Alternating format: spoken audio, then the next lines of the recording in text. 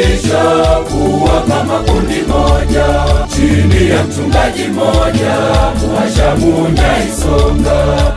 Amani na upendo kutoka kwa Mungu Baba.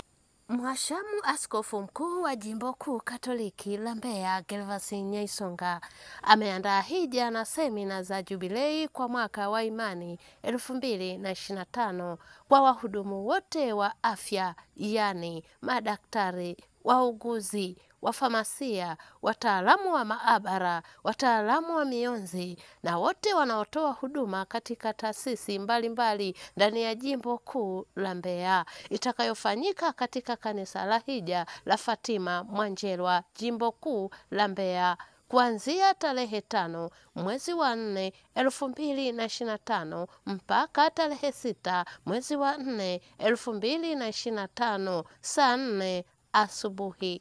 Zimeandaliwa mada nzuri zitakazotolewa na majalimu wabobezi.